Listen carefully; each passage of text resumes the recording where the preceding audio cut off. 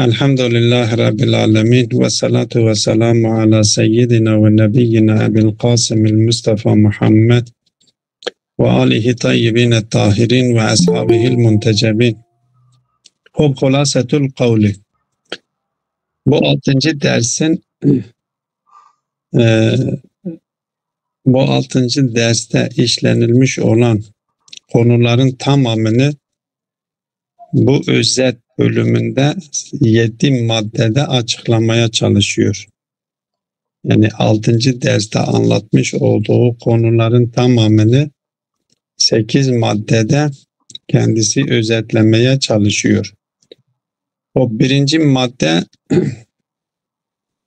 ilmin meseleleri ve ilmin konusu hakkındadır. Şimdi bunu dikkate almak lazım. Bütün bilimlerde bir konu vardır.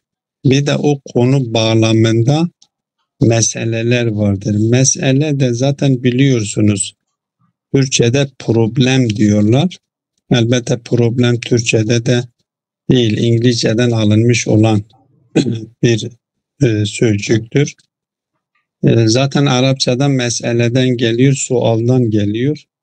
Yani birkaç tane soru, birkaç tane değil, bir sorular mecmuası vardır. O konu bağlamında söz konusu olan soruları cevaplandırmaya çalışıyor. Dolayısıyla o cevaplandırılmaya çalışan sorulara meseleler deniliyor. Dolayısıyla bu nedenle her bilim dalında bir konu vardır ve o konu bağlamında bazı sorular vardır. O sorular cevaplandırılıyor. O konuyla meseleler arasındaki ilişki nasıldır? Bu dikkate alınması gerekiyor ve o konuyu ifade edecek bir genel kavram söz konusudur. Hem her meselenin kendisine özgü bir konusu vardır. Çünkü meselenin kendisi de bir konu bağlamında değerlendirilir. Dolayısıyla ilimde o konu bağlamında olan meselelerin tamamının her birisine ait, birisine özgü bir konusu vardır. Ve bir de o ilmin genel bir konusu vardır. İlmin genel konusu her meseleye ait olan o özel konuyu içeren bir genel konudur. Ve o genel konuyu ifade etmek için de genel bir mefhum söz konusudur. O mefhum ya kul niteliğindedir ya kulli niteliğindedir. Eğer o genel mefhum kul niteliğinde ise doğal olarak o kullün altında bulunan meseleler o kullün cüzleridirler, parçalarıdırlar. Ve kul o parçalar için kullanılmıyor. Bir cisim gibi cismi dikkate alalım. Cisim dediğimiz zaman, beden dediğimiz zaman bu bedenin kendisi parçalardan oluşmuş. En genel parçalarını dikkate alalım. Bir baş vardır, bir gövde vardır, bir de 2 tane ayağı vardır. Bu baş, gövde, ayak parçalardır ve bedenin kendisi de genel unvandır. Biz bu başa beden diyemiyoruz. Bu gövdeye de beden diyemiyoruz tek başına. Ayaklara da beden diyemiyoruz. Bu parçaların bütününe biz beden diyoruz. Öyleyse burada genelle cüz arasındaki ilişki kul ile cüz ilişkisidir. Ama yok, eğer o mevzuu, o bilimin konusunu ifade edecek genel kavram kulli niteliğinde ise zaten kulli de önceden de kulli ile cüz'i kavramları tarif ederken kulli birçok bireyi kapsayabilecek kabiliyete sahip olan mefhuma deniliyor. Hayvan mesela mefhum-i kullidir. İnsan mefhum-i kullidir. Bu mefhum eğer kulli ise o meseleler artık cüz'i niteliğindedir. Yani birey niteliğindedir. Dolayısıyla mefhum-i külli, mefhum o cüz'i olanlar için kullanılabiliyor. Her halükarda eğer o bilimin konusunu ifade edecek genel mefhum külli nitelikli ise onun altında bulunan meseleler ise cüz değil cüz'i niteliğindedir. Bunu açıklıyor. İnne mesaile eyye ilmi hiye ibaretun an tilkel gayat kadayalleti tendericu mevduatuha tehte unvanin cami'in. Bir ilmin meseleleri nedir? Diyor bir kazıya birçok kaziyelerdir ki o kaziyelerde bazı o kendi mevzuları altındadır. Tendericu mevzuları vardır. O mevzuları da genel bir unvanın altına giriyor. O genel unvan da sevaun ekane kullen em kulliyen. İster kul niteliğinde olsun o genel kavram, o kapsamlı olan kavram, ister külli niteliğinde olsun. Kul niteliğinde olursa doğal olarak meseleleri cüz niteliğindedir. Eğer külli niteliğinde ise bu meseleleri de meselelerin konusu da cüz'i niteliğindedir. Ve mevdu'ul ilmi huve ibaretun an zalikel unvanil cami.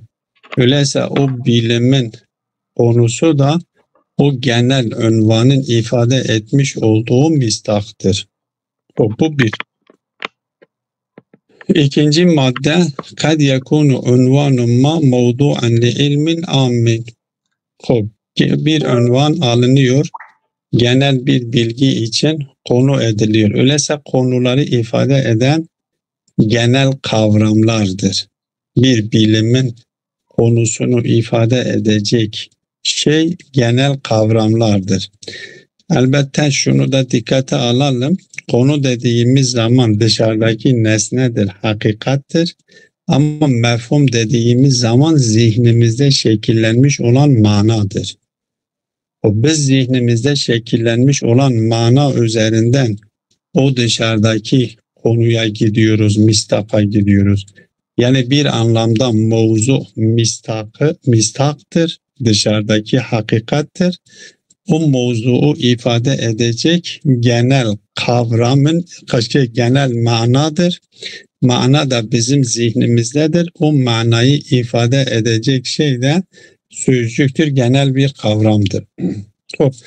Bir mevzuun genel unvanı diyor ki evet, kad yekunu unvanu ma bir herhangi bir unvan mevzuen li ilmin amin genel bir ilim için konu oluyor. ثم تضاف إليه قيود فتتكون موضوعات لعلوم خاصة في ضمن ذلك العلم العام. Bu genel ilmin altında birçok konular, cüz'i konular şekillenerek birçok bilim dalları, özel bilim dalları da oluşuyor. Ve min cümleti tilkel kuyudi kaydul itlaki. Bu kayıtlardan bir tanesi de kaydı itlaktır. Ki mesela mutlakul cism, mevdu'ul ilmi tabiiyye. El-am. Biz mesela felsefe daha önceden de bahsetmiştik. Kendisi konu açmıştı bunu. Biz cisim dediğimiz cismi tabii, ulum-i tabii dediğimiz zaman ulum-i tabiinin mevzuunu, konusunu ifade edecek genel kavram nedir? Cisimdir. Yani mutlak cisim diyoruz. Bu mutlak cisim diyoruz. Bazen de cismul mutlak diyoruz. Ben Farsça karşılığına baktım.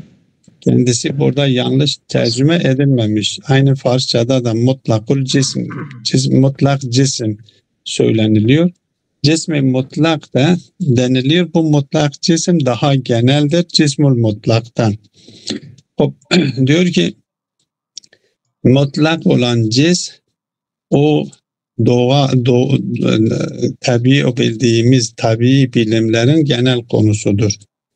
Ama ve cismul mutlak, cismi mutlak da mevzu'u sema'il tabiiyye. Sema tabii cismi mutlak söylediğimiz zaman Yani genel anlamda hem astronomi bilimleri hem doğadaki diğer bilimli maden olsun, botanik, bitki olsun, hayvan olsun, insan olsun, yani madde aleminde, cismani olan alemde var olan varlıkların hepsini kapsayacak niteliktedir. Hem yeryüzündeki cismani varlıkları hem göklerdeki cismani varlıkları kapsayacak niteliktedir cismul mutlak dediğimiz zaman. Onun için bu cismül mutlak başka bilimlerle karışmaması için sema-u tabii deniliyor. Felsefede sema-u tabii deniliyor ki sema-u tabii denildiği zaman yani el cismul mutlak ki hem yeryüzündeki cismani varlıkları kapsıyor hem gökyüzündeki cismani varlıkları kapsıyor. Vel ecsamul mukayyedetu hiye mevduatun lisairil ulumi tabiiyyetil hasseti. Şimdi cismul mutlak dediğimiz zaman dediğimiz gibi yeryüzünde ve gökyüzünde cismani olan varlıkların tamamını kapsayacak niteliktedir. Ama biz o mutlak kaydını kaldırdığımız zaman cisme izafe edilmiş olan mutlak kaydını kaldırdığımız zaman onu kaldırarak yerine maden yerleştirebiliyoruz. Yerine felek yerleştirebiliriz. Yani ki yerine nebat yerleştirebiliriz. Yani el cismul felekiye, el cismul ma'deniye, el cismul nebatiye, el cismul hayvaniye diyebiliriz. Bunu söylediğimiz zaman bu kayıtları izafe ettiğimiz zaman bak itlak kaydını cisme izafe ettiğimiz zaman yani yeryüzünde ve gökyüzünde bulunan bütün cisimleri kapsayacak niteliktedir. Ama o itlak kaydını cismin yanından kaldırıp onun yerine el ma'deni ya el nebati ya el hayvani ya el feleki koyarsa bu sefer bunun altında küçücük ilimler, özel ilimler şekillenmiş oluyor ve o genel kavramın altında daha küçük kavramlarla özel bilim dalları şekillenmiş oluyor. Ki kendisi de zaten burada işaret ediyor. Vel esamul mukayyedetu hiye mevduatun lisairil umul tabiiyetil hasseti. O has özel olan tabii bilimlerin konularıdır ki mesela maden, ilmul maden, o cismul madeni o dediğimiz zaman maden bilimidir. Cismul nebati söylediğimiz zaman botanik bilimdir ve bu şekilde. Dolayısıyla yani genel anlamda bazen çok genel bir konu söz konusudur ve o genel konuyu ifade edecek genel bir mefhum söz konusudur. O genel mefhumun işaret etmiş olduğu genel konuya biz kayıtlar ekleyerek o genel bilim dalını özel bilim dallarına çevirebiliriz. Bu da ikinci bir sonuçtur, almıştır. Üçüncü sonuç nedir? Diyor labudde min marifeti mevdu'i eyyi ilmin kable duhulu fi samimi mebahitihi. Biz bir ilmin o derinliğine, asıl konusuna girmeden önce o konunu, o bilimin konusunu bilmemiz gerekiyor. Konu ilk önce tarif edilmesi gerekiyor. O bilimdeki konu nedir? Çünkü konunun bilimdeki asıl konu meseleleridir. O samimi mebahis maksat o meseleleridir. O meselelerine girmeden önce onun konusunun ne olduğunu ilk önce bilmemiz gerekiyor. وَلَا بُدَّ اَيْدًا مِنْ اِثْبَاتِ وُجُودِهِ اِنْ لَمْ يَكُنْ بَدِهِيًّا. Eğer o bilimin konusu bedihi değilse onun ispatlanması aslında var mıdır yok mudur? Var olduğunu ispatlamamız gerekir. Eğer varlığı bedihi değilse delile ihtiyaç duyuyorsa ispata ihtiyaç duyuyorsa onu ispatlamak gerekir.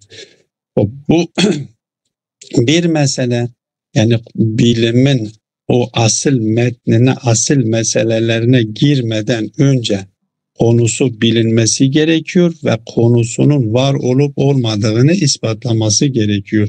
Var olduğu ispatlanması lazım ki o konuya girilebilsin. O konu bağlamındaki meselelere girilebilsin. ومعرفة الأسس التي يتوقف عليها إثبات مسائل ذلك العلم. Biz ilme gireceğiz. İlminin o asıl konularına gireceğiz ki o bilim o konuyla ilgili olan meselelerdir. Biz o meseleleri açıklamaya ve o meselelerin konusunu da eğer ispatlanması gerekiyorsa onları da ispatlamamız gerekiyor. Bakın mesela biz yukarıdaki birinci maddede demiştik ki ilmin hem meseleleri vardır hem o meselelere ait konuları vardır.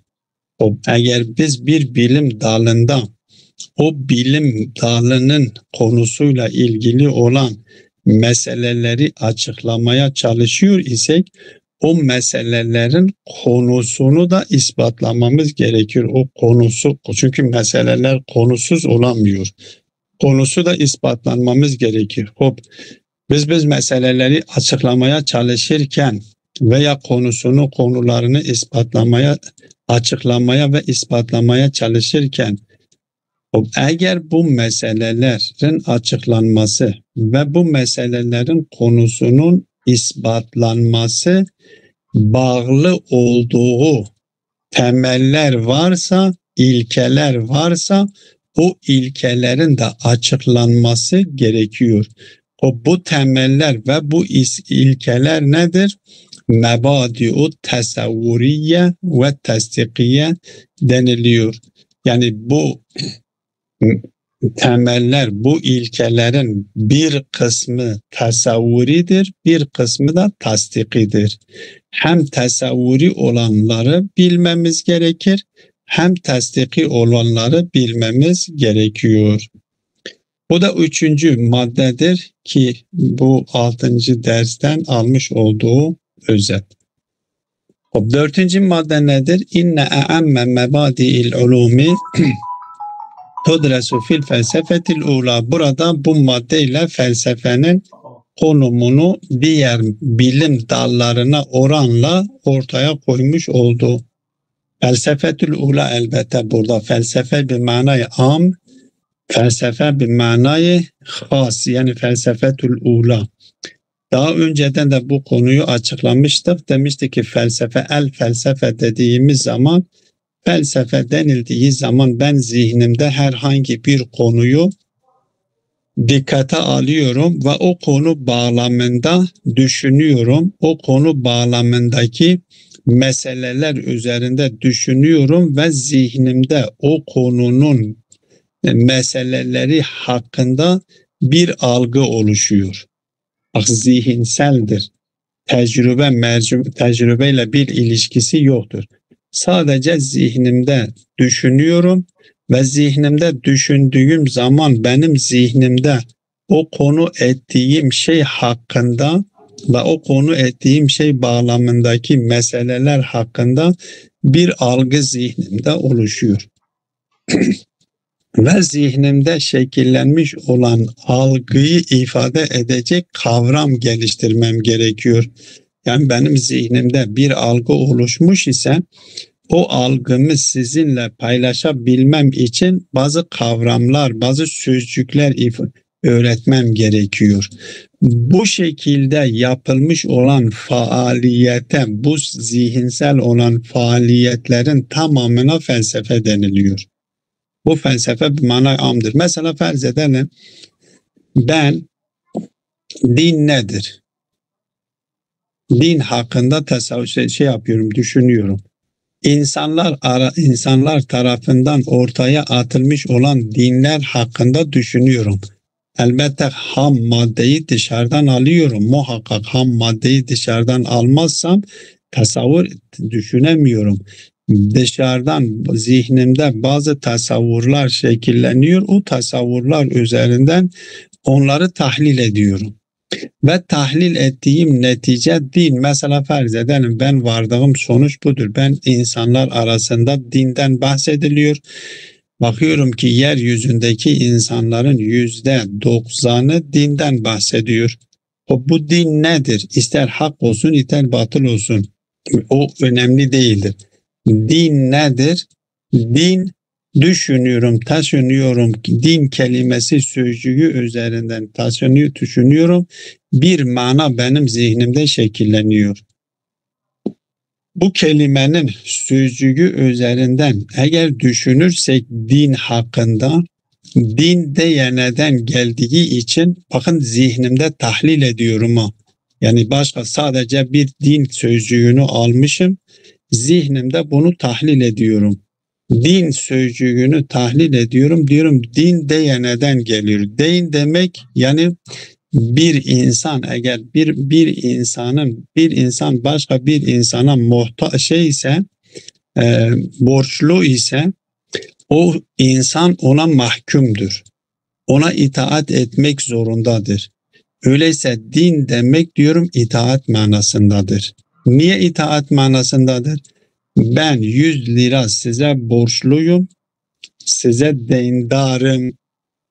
Size 100 lira borçlu isem 100 lira kadar size itaat etmek zorundayım. Yani siz eğer 100 liranızı benden istediğiniz zaman size itaat etmem gerekiyor, vermem lazım.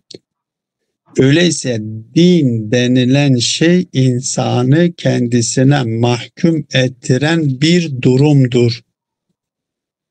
O insanı kendine mahkum ettiren durum nedir? İnsandaki ihtiyaçtır.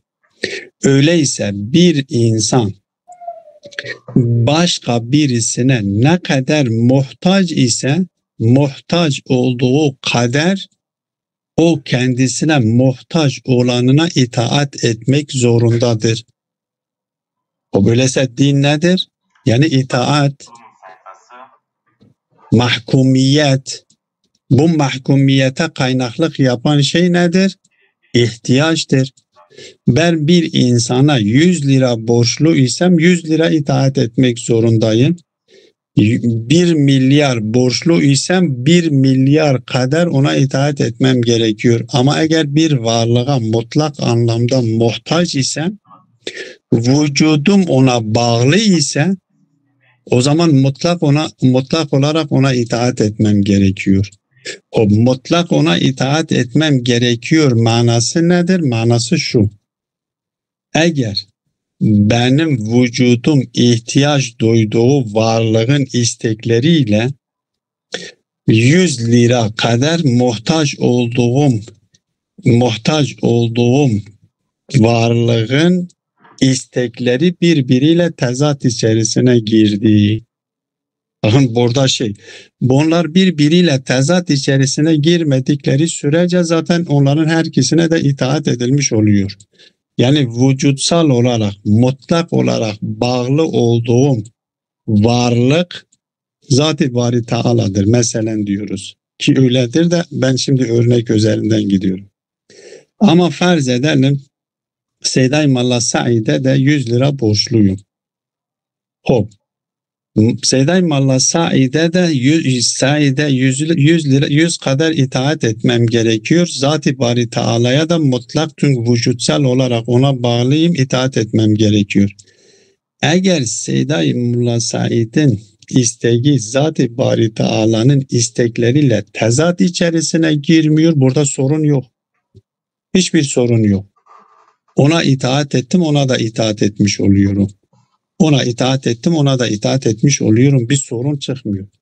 Ama Seyda-i Mallah Said'in isteği Zat-ı Bari Teala'nın istekleriyle tezatlaştı. Burada kimi tercih etmek zorundayım? Zat-ı Bari Teala'yı tercih etmek zorundayım. Niye? Çünkü benim ona olan ihtiyacım Seyda-i Mallah Said'e olan ihtiyacımdan çok çok daha fazladır. Hop. Bakın din kelimesi üzerinde ben düşündüm, tasavvur ettim ve bu zihnimde bir algı şekillendi. ve zihnimdeki şekillenmiş olan algıyı ifade etmek için kelime öğretmem gerekiyor ki bunları sizinle paylaşabileyim. Bu zihinsel yapılmış olan tahlillerin tamamı felsefidir. Bu felsefe mana amdır. Ama felsefe-i ula dediğimiz zaman has bir konu değildir. Belki el vücudu bima huve vücut konusudur. Öyleyse el vücudu bima huve vücut konusunu ele aldığımız zaman bütün varlıklar arasındaki varlıklar arasında müşterek olan meseleler bu felsefe-i ulanın konularıdır. Dolayısıyla felsefe-i ula burada has olmuş oldu. Mutlak felsefeden ayrılmış oldu. Onun için burada diyor ki inne a'amme mebadil ulumi tudresu fil felsefetil ula.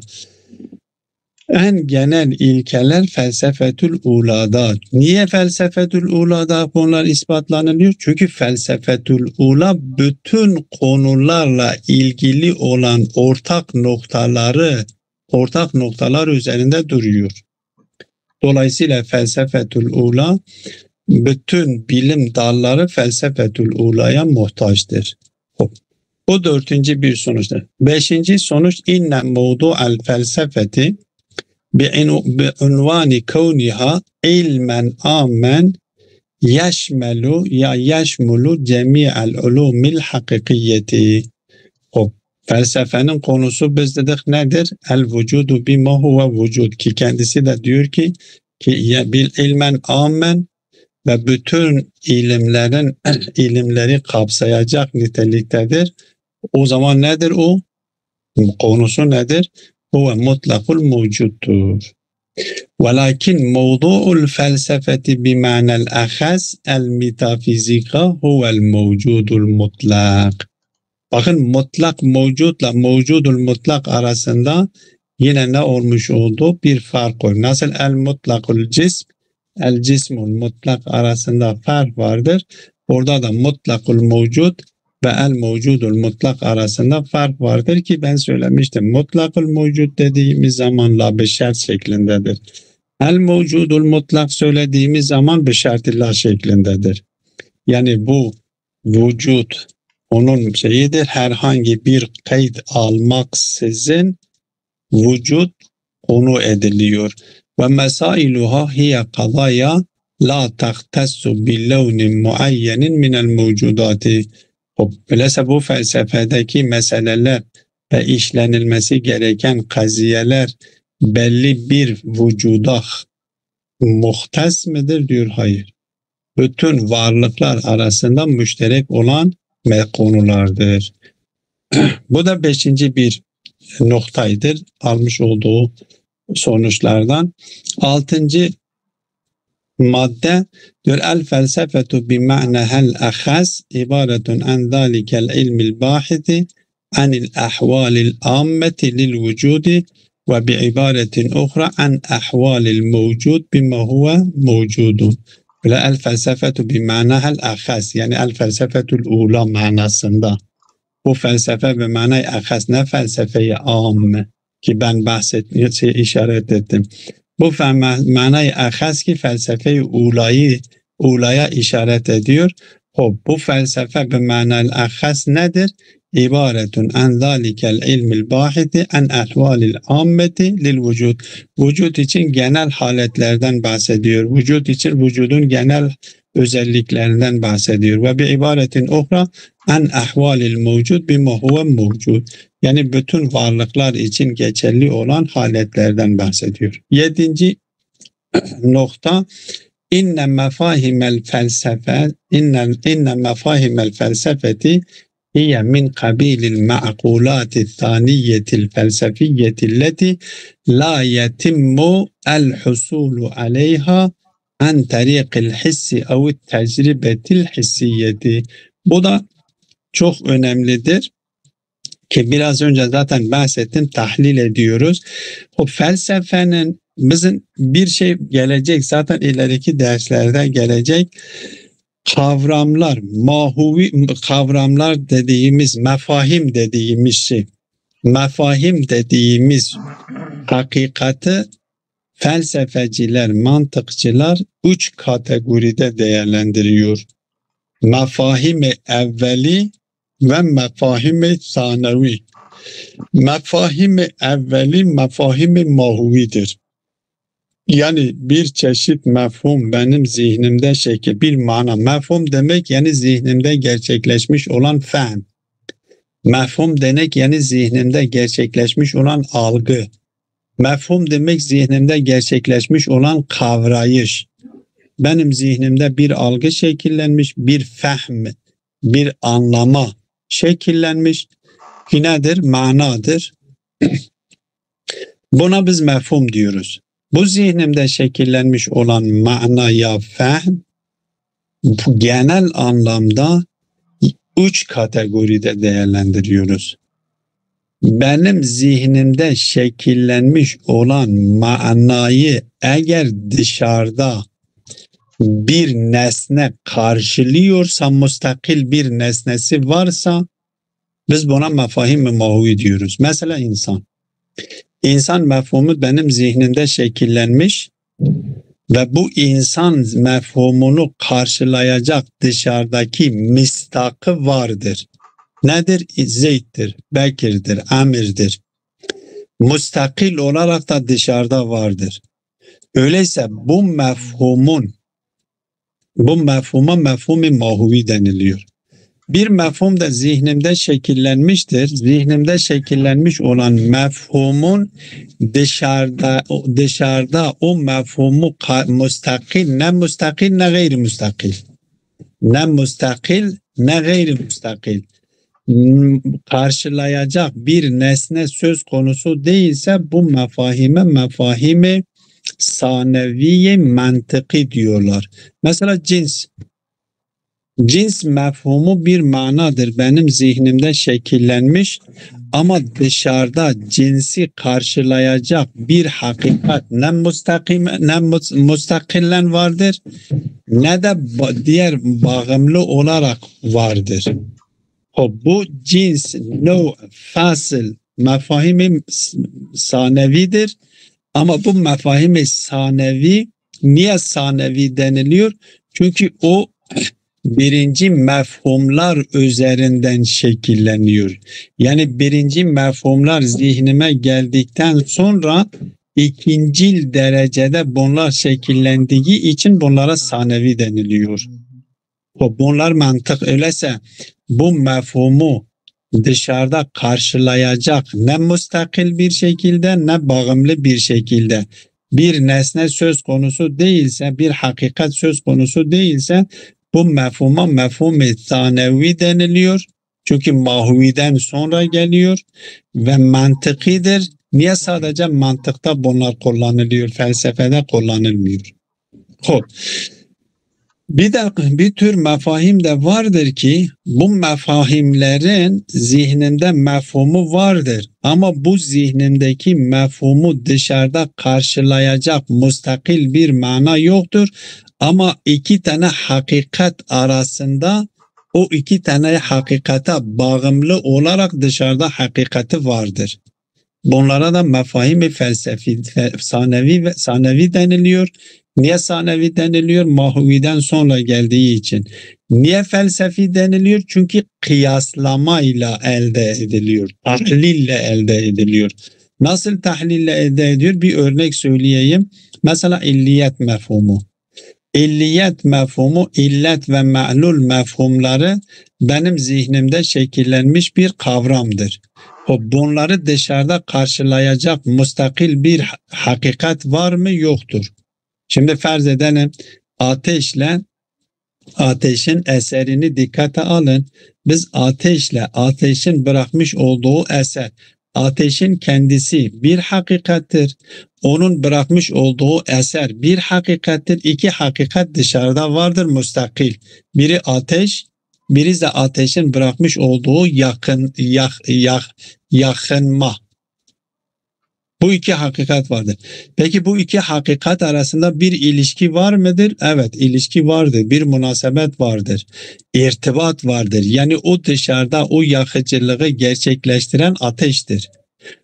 Bu ikisinin arasındaki münasebetten, ki bu ikisinin arasındaki münasebet bağımlıdır. Aynen mevzu olan mahmul arasındaki nispet gibi. Mübteda ile haber arasında diyoruz ya, mübteda ile haber arasında bir nispet vardır. Fiille fail arasında bir nispet vardır. Cümleyi tahlil ederlerken diyorlar bir mevzu vardır müstakil, bir mahmul vardır müstakil, bir de bu ikisini birbirine bağlayan bir nispet vardır.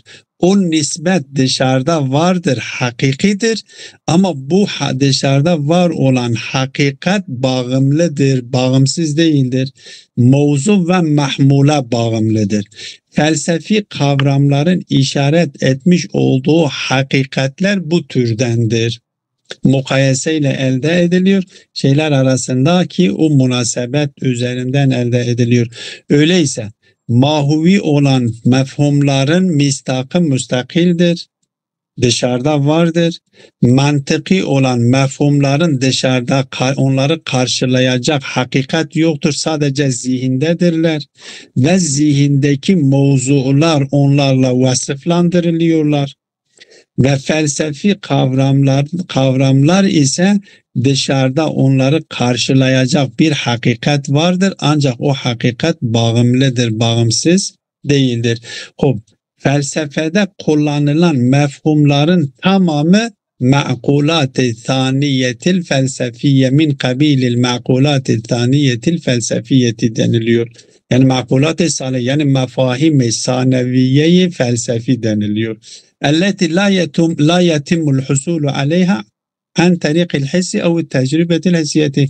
Ne his yoluyla duyu organlar üzerinden, ne tecrübe ve deney üzerinden, deneyle elde ediliyor. وَلِهَذَا فَاِنَّ مَسَائِلَهَا لَا يُمْكِنُ اِثْبَاتُهَا بِالْاُسْلُوبِ التَّجْرِبِيِّ. Öyleyse bu felsefi meseleleri tecrübe uslubuyla, tecrübe yoluyla ispatlamamız imkansızdır. ويستحيل الظفر بالقوانين الفلسفية عن طريق تعميم قوانين العلوم التecrübiyeti. Batı dünyasında 16. asırdan sonra bazı filozoflar çıktılar ki biz tecrübi kanunları genelleştirerek felsefi kavramları bu şekilde elde ediyoruz. Hayır diyor, öyle bu şekilde felsefi kavramlar elde edilmiyor. Yani tecrübeyle elde edilmiş olan kanunları genelleştirerek felsefi kavramlar elde edilmiyor. Felsefi kavramlar tahlil ile elde ediliyor. Bu da 7. nokta. 8. nokta son noktadır. Min hilalil felsefeti yahsulu el insan alel miyyarillezi yumeyyizu bi'el hakaike minel vehmiyat vel itibariyati. O felsefe bize neyi kazandırır? En önemli mesele budur. İnsan kendi zihninde bazı bazı varlıkların varlığını kabul ediyor, bazı varlıkların varlığını reddediyor. İnsanın kabul etmiş olduğu bazı varlıkları kabul ettiği varlıklar vehmidir, hakikati dışarıda gerçeklikleri yoktur. Bazıları da inkar ediyor, dışarıda gerçeklikleri vardır. İşte felsefe insanlara bir güç kazandırıyor, bir iktidar kazandırıyor, bir güç kazandırıyor ki İnsanların kabul hayali olarak, vehmi olarak kabul etmiş olduğu kabulleriyle gerçekten, hakikaten var olanlarını birbirinden ayırt ediyor. Felsefe bunu insanlara kazandırabiliyor. Öyleyse felsefenin bilimler içerisindeki konumu budur. Ve sallallahu ala Muhammedin ve alihi teyyibine tahirin. Cezakumullahu hayran. Ya hocam bir ricam var ya, bu mutlakul vücud o el mevcudul mutlak. Ya müneci Abu Bursi ya Kudeş Tarazi ve vallahi tamam iyi yaptın vallahi, çok güzel, tam zamanında. Bir daha bu yok ben başka bir şekilde sorayım istersen Kekim Şagir. Biz şöyle soruyoruz böyle Seyda Melek Şakir. Diyoruz ki hocam bu mutlakul vücud ile mevcudul mutlakın örneğini öyle bir açık şekilde görelim ki biz arasındaki farkı görelim. Bir de Değil bak, mi? şimdi bir tane billah şart, bir de o neydi? O Ha. bir de bir söyle. O bir daha söyle. Ben La min şart u bilaş. Bir de söyle hocam. Ben söyleyeyim. Ha. Şimdi biliyorsunuz biz Bunu ben anlatayım ama bunu siz anladın, evet. söyle, dinliyorum. Hocam o tabiri kullanın, ben unutuyorum o tabiri. Tamam. yaz. Şeyde yaz. Mesela Said yaz. O dediğinde yaz. Yoksa biz onu Söylüyorum. Şimdi o ibareyi kullan, bir başlangıç yapsın, ben doğru mu anlamışım onu hani arz edeyim diye istiyorum, evet. Şimdi biz Bidayetül Hikme'de okumuştuk. Evet. Bir vücut var, bir mahiyet var. Evet. O mahiyeti kısımlandırırken diyorum mahiyeti bir şerte şey. Heh. Mahiyeti bir şerte la. Bir şart illa. Mahiyeti bir şerte şey. Mahiyeti bir şerte şey. Evet. Müsaade edin. Mahiyeti bir şerte şey. Mesela el insanul mu'min. Mu'minu. Güzel. Bak burada el insan mahiyettir. Evet. Bir şerte şey, bir şertir iman yani. Bir şart iman. Tamam. Öyleyse bu kayıt vücudi midir yoksa ademi midir? Vücudidir. Vücudi. Tamam. El insanul mutlak. El insanun mutlak. Tamam. El insanul mutlak dediğim zaman yani insana herhangi bir kayıt izafe ettik mi? Etmedik.